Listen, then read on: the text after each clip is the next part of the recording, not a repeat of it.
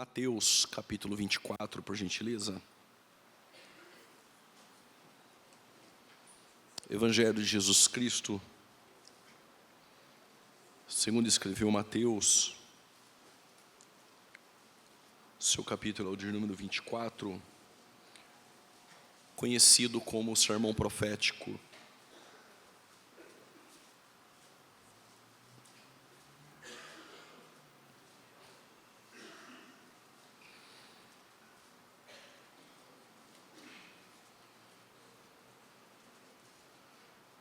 Versículo de número 21, e depois vamos manter as nossas Bíblias abertas em Mateus 24, que nós iremos discorrer e tratar alguns pontos aqui em Mateus 24, porque haverá então grande aflição como nunca houve desde o princípio do mundo até agora, nem tampouco há de haver. Pode tomar o seu respectivo assento.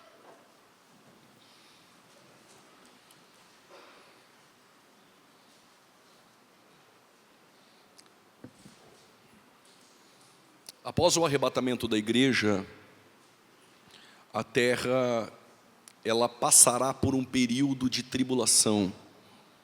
Este período irá perdurar por 7 anos. Esses 7 anos não foi uma invenção teológica.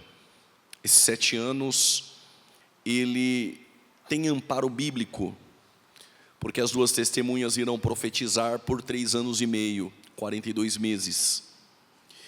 E a mulher vestida de sol que pisa sobre a lua, que foge para o deserto, no capítulo 12 do Apocalipse, que alguns ousaram a dizer que esta mulher é a igreja, outros que esta mulher, ela é Maria, como defende o Vaticano.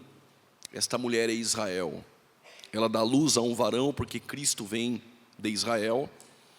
E esta mulher, ela foge para o deserto por 1260 dias. Tempos e metade de um tempo. Inclusive, essa expressão tempo, tempos e metade de um tempo é encontrada em Daniel capítulo 12, verso 7, falando do período tribulacional. Sendo 3 anos e meio onde as duas testemunhas irão profetizar, 3 anos e meio das duas testemunhas profetizando e 3 anos e meio de Israel fugindo em fuga para o deserto, totalizam 7 anos.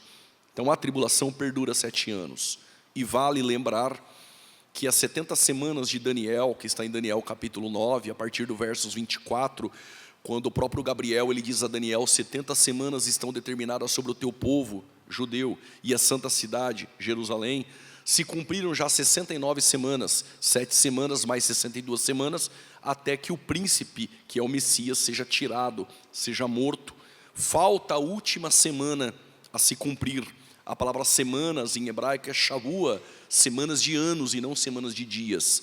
Então falta a última semana, que perdura por 7 anos. Então o período tribulacional ele vai perdurar por 7 anos.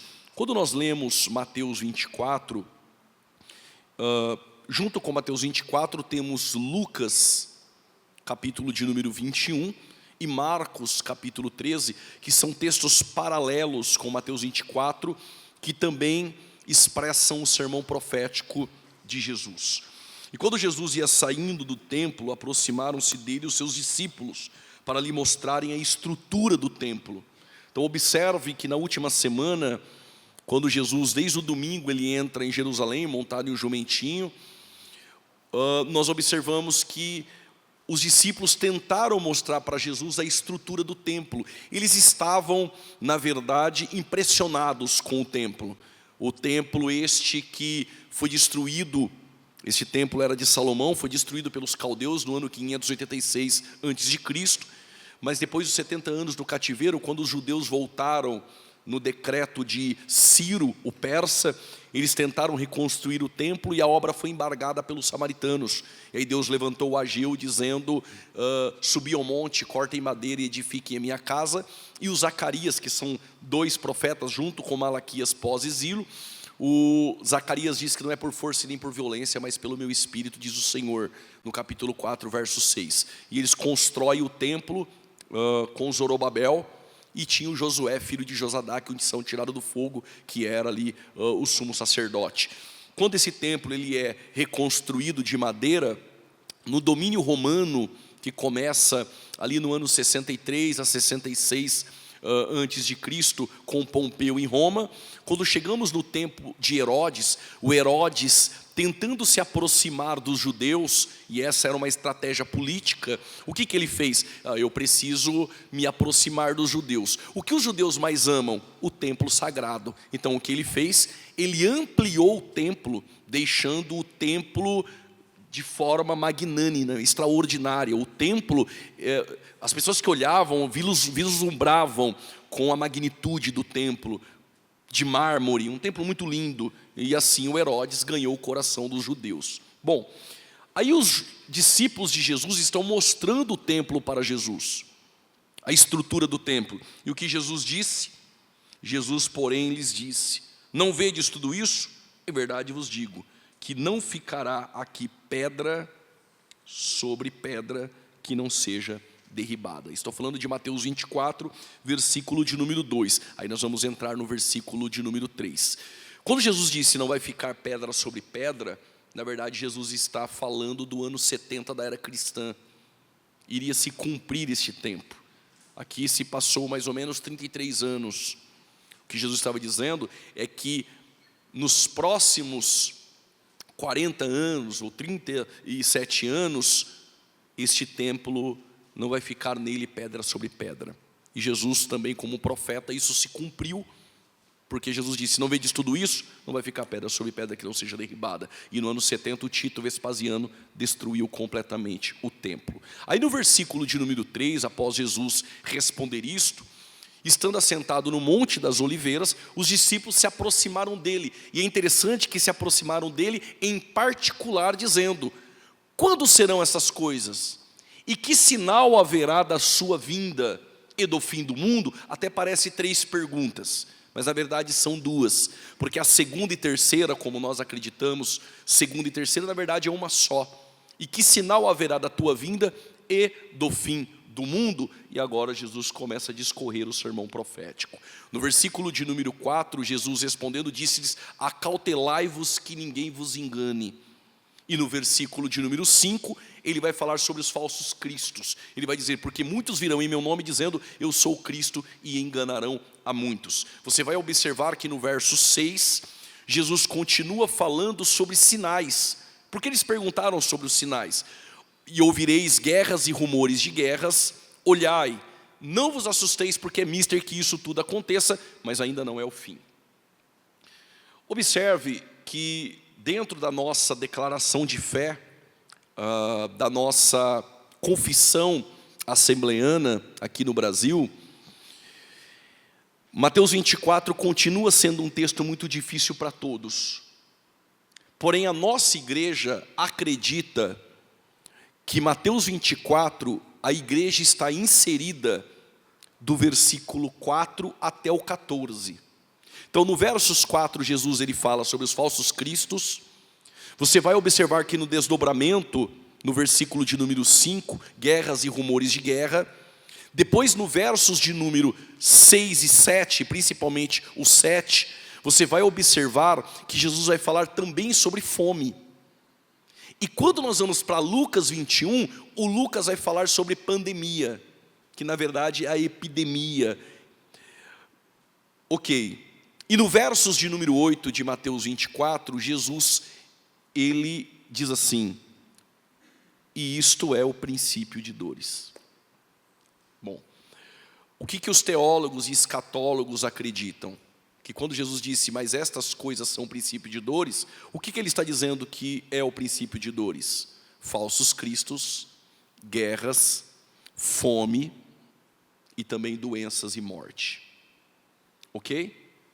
A partir do versos de número 9, nós vamos observar que há uma perseguição ferrenha, dizendo que e sereis odiados de todas as nações por causa do meu nome. Versos de número 10, nesse tempo muitos serão escandalizados e trair-se-ão uns aos outros e uns aos outros se odiarão. Versos 11, e surgirão muitos falsos profetas e enganarão a muitos. Versos 12, e por se multiplicar a iniquidade, o amor de muitos se esfriará. Versos 13, mas aquele que perseverar até o fim será salvo. E o versos 14, o evangelho vai ser pregado no mundo todo. Que evangelho é este? O evangelho do reino, em testemunho a todas as nações, então virá o fim. Para a nossa igreja, ainda que dentro da nossa igreja haja discussões boas, sadias sobre Mateus 24, acredita-se que a igreja está dentro deste período de princípio de dores, e este período vai do versículo de número 4 até o versículo de número 14. E que tudo isso que nós lemos e foi enfatizado aqui no púlpito, a igreja está presenciando. Tudo bem até aqui? Este é um pensamento também de Scofield, a Bíblia de Estudo de Scofield, na sua primeira edição. O Scofield, ele defende que a igreja está em Mateus 24, do 4 ao 14. Porém, há outros teólogos dispensacionalistas que dizem que não, que a igreja está do versículo 4 até o 8. Ou seja, a igreja participa do princípio de dores, mas que a partir do versos de número 9, nós já estaríamos entrando em um período de tribulação. Porém, irmãos, de forma muito respeitosa e honesta eu digo isto, o dispensacionalismo revisado, e quando eu digo dispensacionalismo revisado, eu não estou dizendo que dentro do dispensacionalismo surgiu homens que agora estão se opondo aos dispensacionalistas clássicos, não é nada disso. Aqueles que outrora, lá atrás, defendiam o dispensacionalismo clássico, muitos deles agora são revisados. Eles se reuniram e revisaram alguns pontos dentro da escatologia, inclusive a Bíblia de Estudo de Scofield, ela já tem uma nova edição com mais de 1000 referências e comentários que foram mudados. Por quê? Porque no decorrer dos estudos aprofundados da escatologia bíblica, entenderam também em Mateus 24, que a igreja não está em Mateus 24 em nenhum deste período. Vamos por ordem. A partir do versos de número 4, fala sobre os falsos cristos. Versículo de número 5, versículo de número 6, guerras. Depois, versículo de número 7, nós vamos ter uma ideia de fome. Versículo de número 8, nós vamos ter também uma ideia de princípio de dores. Quando nós falamos sobre princípio de dores na Bíblia, princípio de dores é dores de parto. Segundo alguns rabinos, como Shamuel e Rashi, no século 13, século 12, houve um comentário sobre o livro de Daniel. E eles defenderam que a angústia que Daniel trata no capítulo 12, angústia, a palavra hebraica ali para angústia é tsará. É a mesma expressão que Jeremias usa no capítulo 30, verso 7, a angústia de Jacó, que são referências ao período tribulacional. Esses rabinos judeus, muito conceituados, eles, com uma envergadura extraordinária, eles comentam que período de angústia, a angústia de Jacó e a angústia de Sará, que Daniel comenta no capítulo 12, eles falam que essa angústia são as dores de parto do Messias. Então há um consenso e um ponto passivo entre os judeus, que quando remete a dores de parto, que é princípio de dores, é tribulação. Agora, nós estamos enfatizando isso com base em comentários de rabinos? Não. Nós estamos enfatizando que rabinos, estudando as escrituras, entenderam que dores de parto e princípio de dores é de um período de tribulação, de angústia que virá sobre toda a terra. No entanto, que quando nós lemos, por exemplo, Jeremias capítulo 30, versículo de número 5, o Jeremias também fala de dores de parto, porque assim diz o Senhor: ouvimos uma voz de tremor, de temor, mas não de paz. Olha o verso 6, você vai observar: perguntai, pois, e vede, se um homem pode dar à luz, porque, pois, vejo a cada homem com as mãos sobre os lombos, como a que está dando à luz. Percebe? O Jeremias está usando a dor de uma mulher para dar à luz, harmonizando com as dores de parto, o período de angústia que virá sobre toda a terra. E o verso 7 fica muito mais claro isso, quando ele diz, porque aquele dia é tão grande que não houve outro semelhante. Olha, parece o texto de Mateus 24 que nós lemos, que Jesus fala que este período de aflição que vem sobre toda a terra, nunca houve desde o princípio e não haverá. E o Jeremias também fala que nunca houve outro semelhante. E é tempo de angústia para quem? Para a igreja? Para Jacó, ele porém será salvo dela. Está falando sobre o período tribulacional. Quando olhamos para Oséias capítulo 13, versículo de número 13, o Oséias também fala de um período de dores de parto. Dores de uma mulher de parto lhe sobrevirão.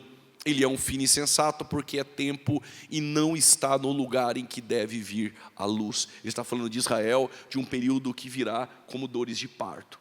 Sendo assim, irmãos, dores de parto e princípio de dores, para o dispensacionalismo revisado, nada tem a ver com o tempo em que nós estamos vivendo agora, mas com o período tribulacional. E isso faz mais sentido ainda quando nós analisamos em Mateus 24 a ordem cronológica dos eventos. Mateus 24, versos de número 4, por exemplo, quando Jesus começa a tratar sobre este período profético, acautelai-vos que ninguém vos engane. E o verso 5, ele fala sobre os falsos cristos. Então observe, versículo 5, falsos cristos. Versículo 6, guerras. E o versículo de número 7, o que Jesus diz? Porquanto se levantará nação contra nação e reino contra reino, e haverá fomes. E depois de fome, pestes e terremotos. E no versos de número 14, o evangelho do reino será pregado no mundo todo. Quando nós lemos Apocalipse capítulo 6, na divisão do Apocalipse, que o período tribulacional é do 6 ao 18, acredito que vocês lembram disto. O período tribulacional no Apocalipse é do 6 ao 18. A tribulação não começa com a abertura dos 7 selos. O primeiro selo é um cavalo branco, uma falsa paz, oriunda de quem? De um falso Cristo, do anticristo. Mateus 24, verso 5 fala do falso Cristo. E depois do falso Cristo, em Mateus 24, vem o quê? Guerras, não é isto? O segundo selo, o segundo cavalo que aparece em Apocalipse 6 é um cavalo vermelho, trazendo o quê? Guerras. O terceiro selo do Apocalipse é um cavalo preto, trazendo fome. E na sequência de Mateus 24, no princípio de dores, é falsos cristos, guerras e depois fome. E depois da fome, nós não temos doenças, pandemia? É exatamente o quarto selo, que é o quarto cavalo amarelo do Apocalipse, trazendo doença, morte, pandemia. O que nos parece muito claro é que Mateus 24, do versículo 5 ao 8, que é o princípio de dores, se encaixa perfeitamente com os selos. E quando nós olhamos para Mateus 24, não diz, e sereis odiados. E esses que serão odiados são quem? São os próprios judeus. E no quinto selo, nós temos também alguns sendo degolados, e as almas clamam debaixo do altar. De forma primária, estamos falando de judeus convertidos, mas também de gentios que se convertem. E esses serão odiados no período tribulacional. Gentios e judeus que se convertem a Cristo dentro do período tribulacional, esses serão odiados. Odiados por quem? Pelo anticristo. Inclusive o anticristo, que é chamado por Paulo de filho da perdição, o iníquo, ali em 2 Tessalonicenses, capítulo de número 2, o anticristo, que é a besta que sobe do mar, que aparece em Apocalipse, ele é um homem, mas ele recebe poder. Isso você observa no capítulo 13 do Apocalipse. Ele recebe poder de quem? Da antiga serpente, o dragão, que é Satanás. O anticristo não é um demônio, ele é um homem. E este homem recebe poder de Satanás, e ele será um governante mundial, em um período em que o planeta estará passando por um caos, uma crise econômica. E o anticristo surge para solucionar essa crise, como um político, amado por muitos, É ponto passivo que algumas nações, a priori, não irão se curvar a ele, e ele vai declarar guerra a essas nações, o cavalo vermelho. Consequência da guerra, fome, consequência da fome, morte e doença, que é o cavalo preto e o cavalo amarelo. Então o anticristo, ele é um governador mundial, ele vai estabelecer a sede do seu governo. Há escatólogos que defendem que ele será muçulmano. É possível que ele seja alguém convertido à fé islâmica, pode ser, mas há uma objeção. Como que Israel vai se curvar a um homem que defende a religião islâmica? Isso não é compatível.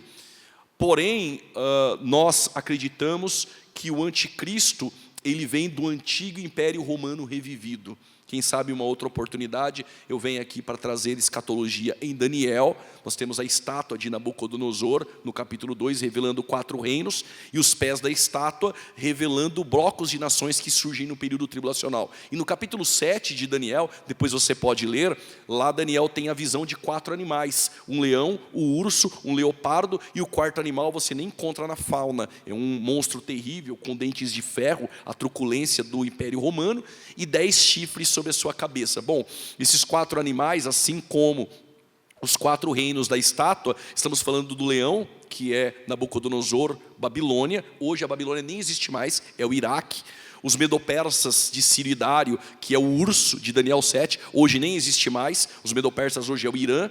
Temos a Grécia de Alexandre o Grande, filho de Filipe o Macedônio, que é o leopardo com asas, a velocidade como ele chegou a conquistar o mundo em seu tempo. E a Grécia só permanece hoje, porque se você estudar a história de Alexandre o Grande, ele até sacrificou em homenagem e adoração a Deus de Israel. Mas temos um quarto animal que é Roma. A Roma, ela vai cair no século V. Aquela Roma não existe mais. Aquela Roma que não existe mais, que hoje é a extensão da Europa, o anticristo é um chifre pequeno que surge no meio dos 10. Na verdade, há 10 chifres, depois aparece 3 e uma ponta pequena, que é o anticristo. Este anticristo, ele virá do antigo Império Romano revivido. De onde surge o anticristo? Da Europa. Não sabemos de qual país exatamente, nós não temos essa informação, e também não sabemos qual a sua religião. Porém, ele vai enganar os judeus. Os judeus já terão o seu templo reconstruído, e se você me perguntar, o templo vai ser reconstruído antes ou depois do arrebatamento? Nós não sabemos, até porque se houvesse na Bíblia a informação de que o templo é antes, nós saberíamos o dia e a hora do arrebatamento. Então, algumas coisas, elas não são claras exatamente para isto, para que a igreja ela tenha no seu coração essa bendita esperança de aguardar o arrebatamento sem sinais. Tá? Inclusive, se Mateus 24, do versículo 4 a seguir, não tiver nada a ver com igreja, fica mais claro a iminência e que a igreja não depende de sinais.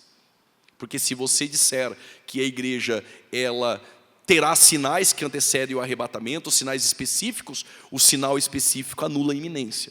Podemos até ter sinais gerais, mas específico nós não temos. Inclusive, aqui fica uma dica, quando cair uma bomba lá em Israel, não precisa ir para as redes sociais apavorado para escutar teólogos de YouTube ou teólogos de Instagram dizendo que agora Jesus vai arrebatar a igreja porque caiu uma bomba em Israel. Israel, Israel, igreja é igreja, o arrebatamento da igreja não depende de Israel. A igreja não aguarda nenhum sinal, o que a igreja aguarda é o toque de uma trombeta. Ok? Sendo assim, então o anticristo surge do antigo Império Romano revivido, ele engana Israel, e Israel vai se curvar a ele.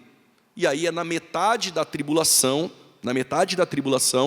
que nós vamos observar que o anticristo ele é apoiado por um falso profeta, que vai ser o líder de uma religião apóstata dentro do período tribulacional, e o falso profeta é chamado de a besta que sobe da terra. Inclusive, ele irá fazer sinais e prodígios dentro do período tribulacional. Então há uma tríade satânica: o anticristo que imita Cristo, o falso profeta que imita o Espírito Santo, vai levar adoração ao anticristo, e a antiga serpente, o dragão, que é Satanás, que quer ser como Deus. Essa tríade satânica, ela irá, dentro do período tribulacional, manter aí um status de relevância e proeminência, o anticristo sendo um líder mundial, o falso profeta sendo um líder de uma religião ecumênica mundial, e a antiga serpente, o dragão, que é Satanás dando poder para que essas coisas ocorram. O falso profeta vai ter poder, o anticristo vai ter poder, mas não podemos nos esquecer que o nosso Deus é aquele que tem todo poder, ok?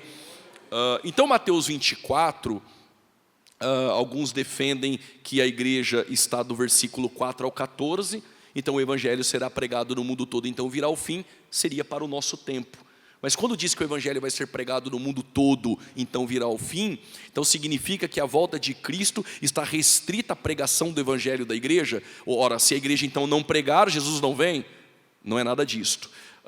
O evangelho será pregado no mundo todo. Este todo é uma hipérbole, é uma ideia de exagero. Vou dar um exemplo bíblico. E toda a Judéia vinha ter com João Batista. Era toda a Judéia? Não, mas grande parte. Por exemplo, o culto cheio de pessoas, não cabe pessoas na igreja, e alguém pode dizer o seguinte: olha, toda a Astorga veio para o culto. É toda a Astorga? Não, é uma hipérbole, um recurso hermenêutico para que possamos ter uma ideia que muita gente veio. Quando o evangelho vai ser pregado no mundo todo, significa que o evangelho vai ser pregado nos 4 cantos do mundo. Tá? 4 cantos do mundo podemos dizer uma ideia de linguagem, até porque a terra é redonda, tá bom? Mas 4 cantos significa em todas as partes do mundo, não significa em todo indivíduo. Então a volta de Cristo não está restrita à obra missionária da igreja, ponto. Há aqueles que acreditam que a igreja está do versículo 4 ao 8, porém o dispensacionalismo revisado, e isso é majoritário, fora do solo brasileiro, defende que a igreja não está em Mateus 24 em lugar nenhum. Ok? Sendo assim, versículo de número 15 de Mateus 24, para alguns é o início da tribulação. Para quem acredita que a igreja não está em Mateus 24, nós estamos falando já da metade da tribulação. A primeira parte da tribulação, nós temos as 2 testemunhas profetizando, e alguém poderia perguntar quem são as 2 testemunhas. Alguns ousaram dizer que é Moisés e Elias.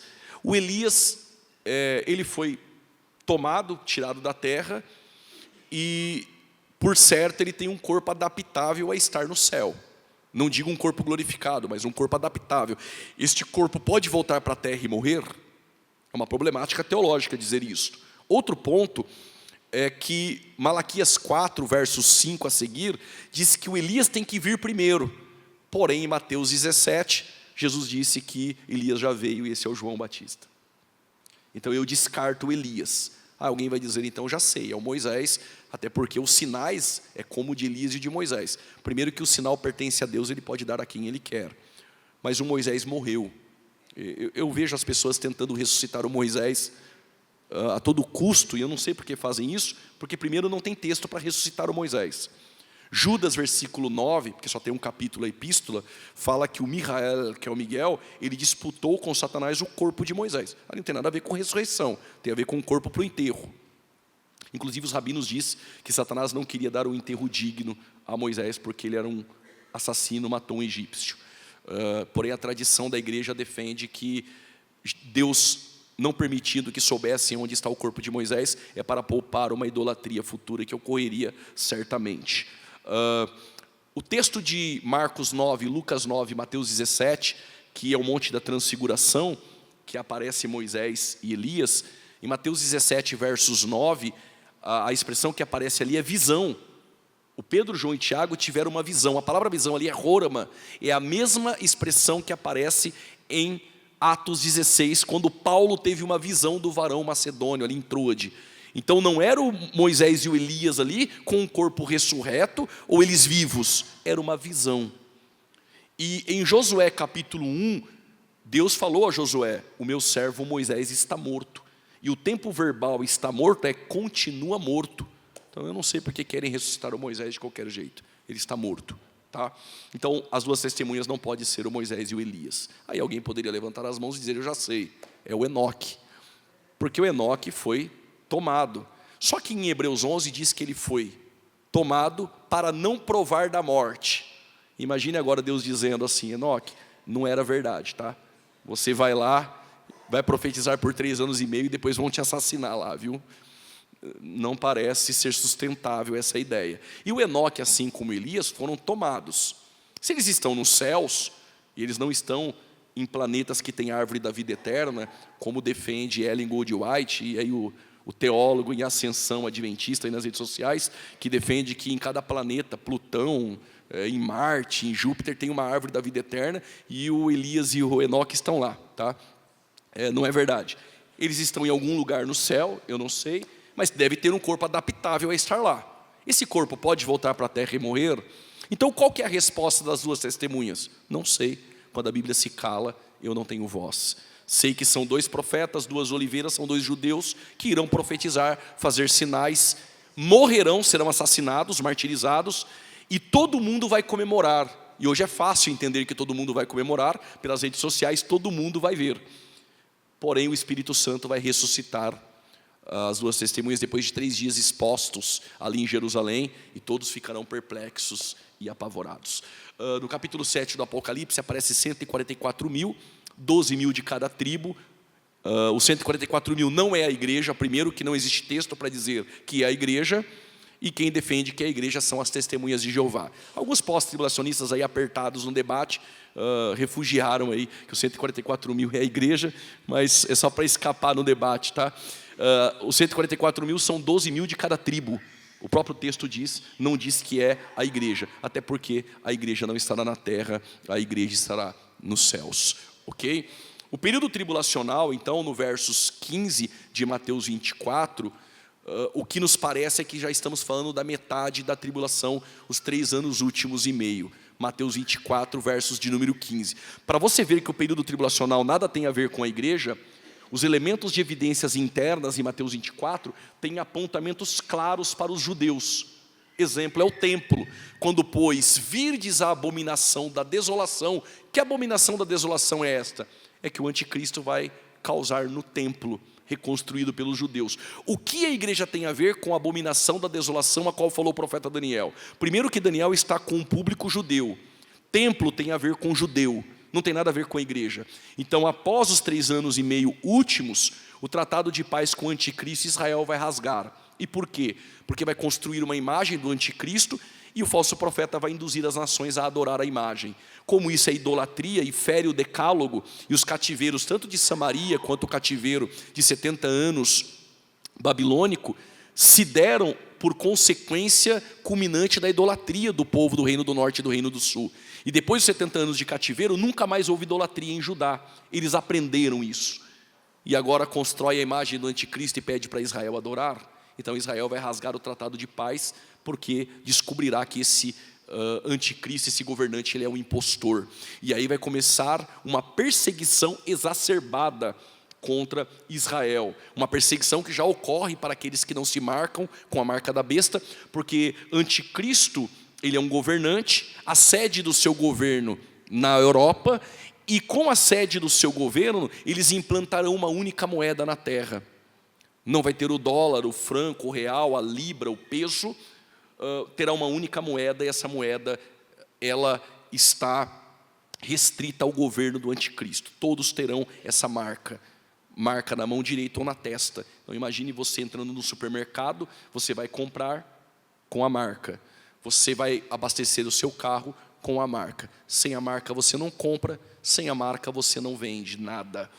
E aqueles que não irão se marcar com a marca da besta são aqueles que irão se converter dentro do período tribulacional. A conversão dentro do período tribulacional é pela graça, mediante a fé, convencidos pelo Espírito Santo de Deus. O Espírito Santo vai atuar na tribulação de forma esporádica, como acontecia no Antigo Testamento. Então, quando o anticristo ver o tratado de paz sendo rasgado, ele se manifesta como tal e começa uma perseguição contra o povo de Israel. E essa perseguição, ela tem a abominação da desolação, a qual falou o profeta Daniel. E profeta Daniel, desolação, templo, abominação, não tem a ver com a igreja, tá? Tem a ver com o povo de Israel. Olha o versículo de número 16 de Mateus 24, aqui já estamos falando do templo. Vamos ver se tem a ver com a igreja esse período tribulacional. Então os que estiverem na Judéia, fujam para os montes. E você que está em Astorga, percebe que os que estão na Judéia tem a ver com Israel, a tribulação, e nada a ver com a igreja. Versículo de número 17, porém, a quem estiver sobre o telhado não desça a tirar alguma coisa da sua casa. Dentro deste contexto que Jesus fala, sobre o telhado da casa dos judeus, havia lá uma espécie de um aposento. No entanto, que aquela mulher que viu um homem santo de Deus, que era o Eliseu, permitiu que Eliseu ficasse sobre a sua casa, e lá tinha cadeira, tinha mesa, tinha cama e tinha candeeiro, ok? Então, sobre a casa de um judeu, lá também as mulheres lavavam suas roupas. Olha o versículo de número 18, que importante. E quem estiver no campo, não volte para trás a buscar as suas vestes. Versos 19, mas ai das grávidas e das que amamentam naqueles dias. Esse texto aí, esse versículo tem causado muita confusão. É muito simples esse versículo. Imagine uma mulher gestante no período tribulacional.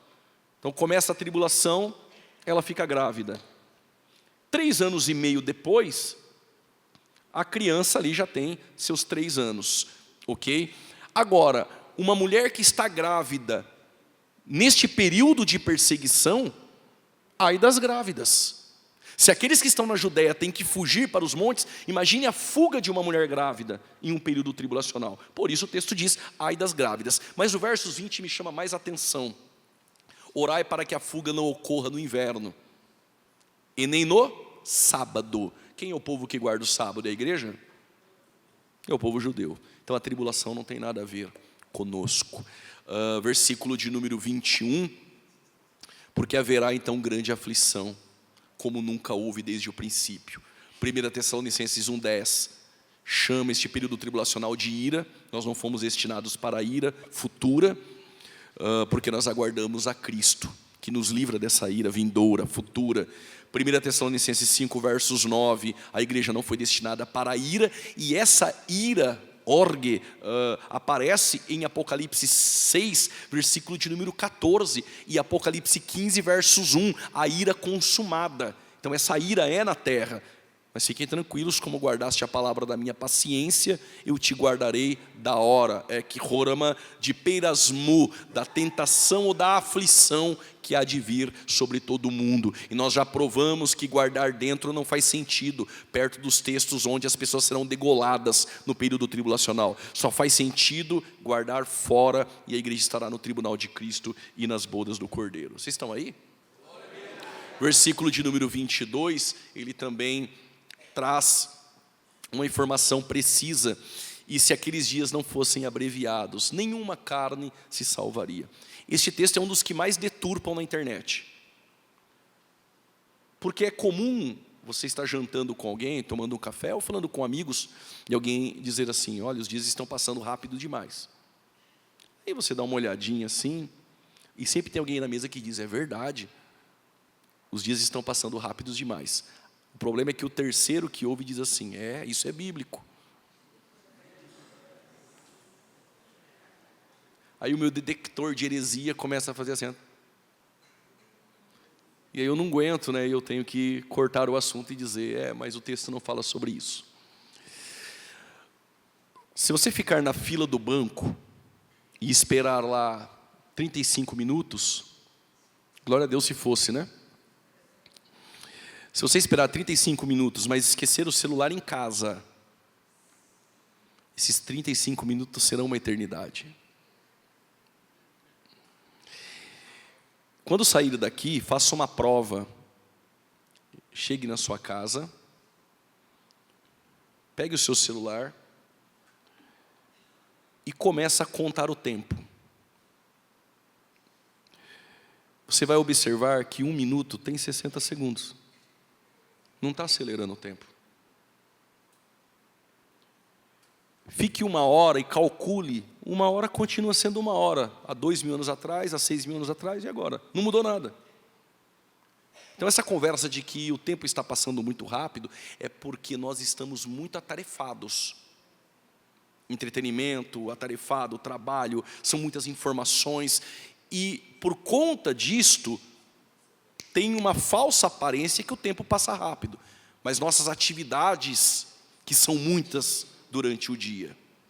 O que o versículo nos ensina? E se aqueles dias não fossem abreviados, nenhuma carne se salvaria. é porque a tribulação são 7 anos, mas os últimos 3 anos e meio será intensificada essa tribulação, grande aflição, e será intensificada de forma tão profunda, de que se não fossem 3 anos e meio, nenhuma carne se salvaria. Ou seja, ninguém conseguiria suportar se fosse 4 anos, 5 anos. Será um período tão terrível na história, os últimos 3 anos e meio, que se não fosse abreviado, ou seja, se esse tempo de aflição dos últimos 3 anos e meio fosse os 7 com a mesma intensidade, nenhuma alma se salvaria. Ninguém aguentaria, ninguém suportaria. Então foi abreviada essa grande tribulação por 3 anos e meio, para que você pudesse suportar. Quando eu digo você, você não vai estar aqui, claro. Tudo bem? E tudo isso acontece por causa dos escolhidos. Uma perguntinha: quem são os escolhidos, electos? Quem são os eleitos? Aqueles que estão na Judéia e vão fugir para os montes. Aqueles que guardam o sábado. Estamos falando de Israel. Então esses escolhidos é Israel. E quando Jesus vier na segunda vinda, que nada tem a ver com o arrebatamento da igreja, porque no arrebatamento é a igreja que sobe, na segunda vinda ele vem com a igreja e todo olho verá, os anjos reunirão os eleitos. E quem são os eleitos? Este povo aí. Os eleitos é Israel de forma primária. Claro que nós vamos ter gentios salvos juntamente, mas primariamente o texto remete aos eleitos. E se você me perguntar, Israel é chamado de eleito? Sim, é só ler Romanos 11, a partir do versos 28, Isaías 45, a partir do versos 4, Israel é chamado de eleito.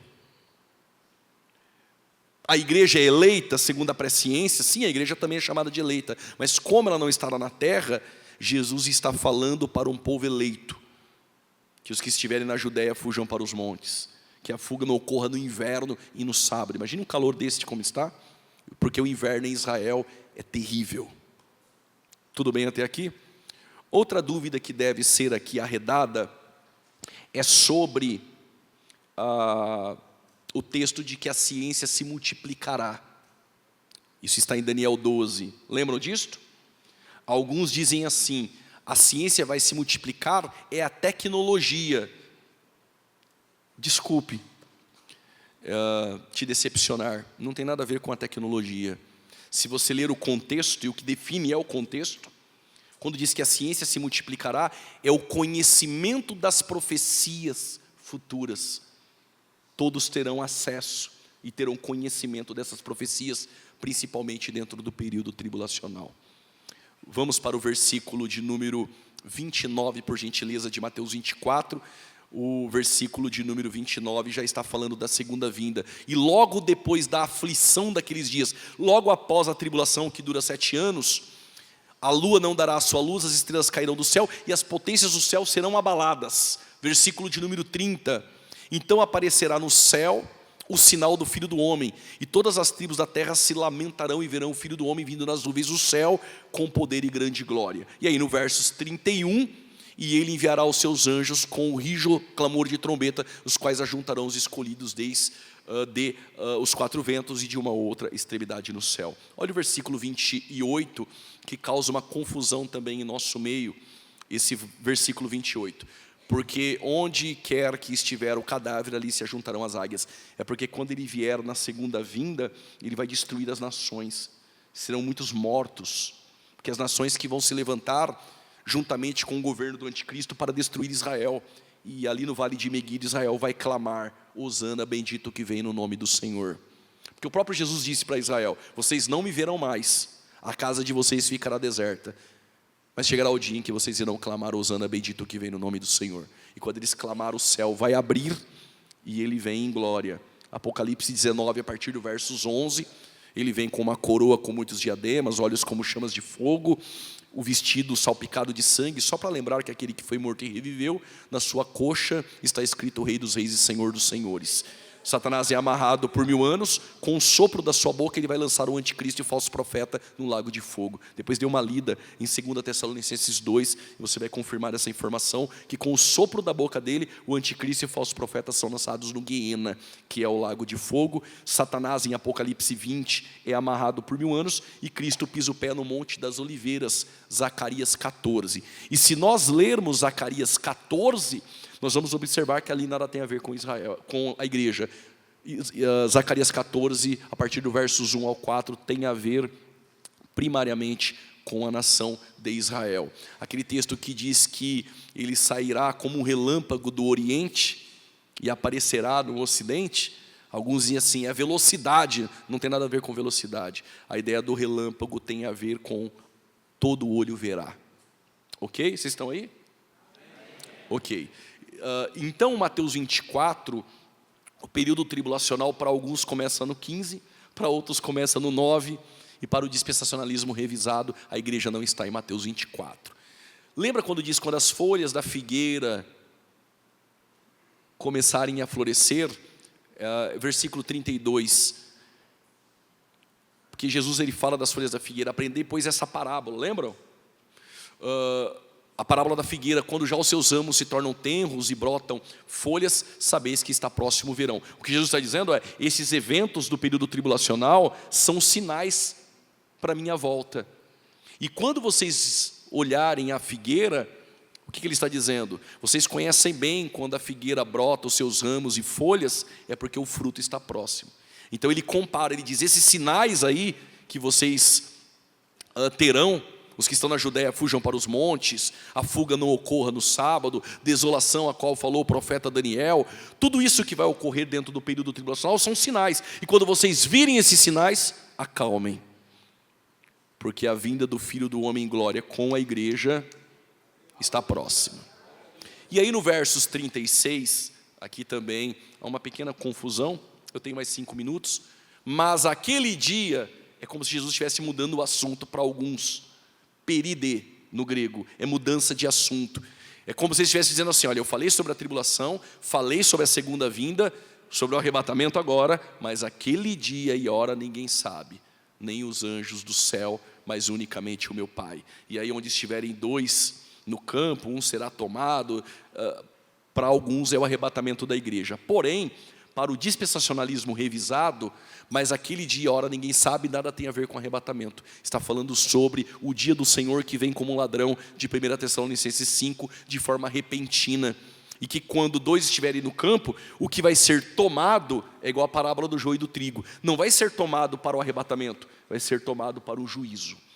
Então eu quero que fique muito bem claro para os irmãos, que a partir do versos 36, a nossa igreja, Assembleia de Deus, declaração de fé, confessional, acredita que esse versos 36, a partir daí até o 44, está falando sobre o arrebatamento da igreja, como foi nos dias de Noé.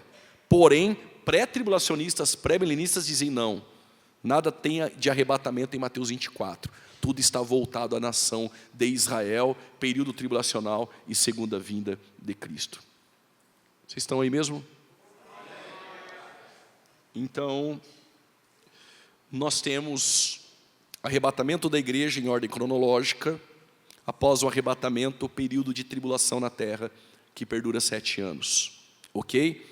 E dentro deste período tribulacional, alguns personagens, ainda que em um breve período de tempo, pude destacar algumas coisas, e a igreja, quando sobe para o arrebatamento, ela participa do tribunal de Cristo e das bodas do Cordeiro. Não tenho tempo para falar sobre o tribunal de Cristo e bodas do Cordeiro, mas o tribunal de Cristo, o bema, não confundir tribunal de Cristo com tribunal do trono branco, juízo final. Tribunal de Cristo é só para a igreja. Romanos 14:10, todos compareceremos no tribunal de Cristo. Todos quem? A igreja. Tribunal de Cristo é para entrega de galardões. Todos irão receber? Ao meu ver, não. Só irão receber aqueles que prestam serviço à obra de Deus. E após o tribunal de Cristo, as bodas do Cordeiro, onde a igreja se assentará com o esposo e nós cearemos com ele, tudo bem? E nós nos vestiremos de linho, vestes brancas, resplandecente, e o linho é puro, porque é a justiça dos santos.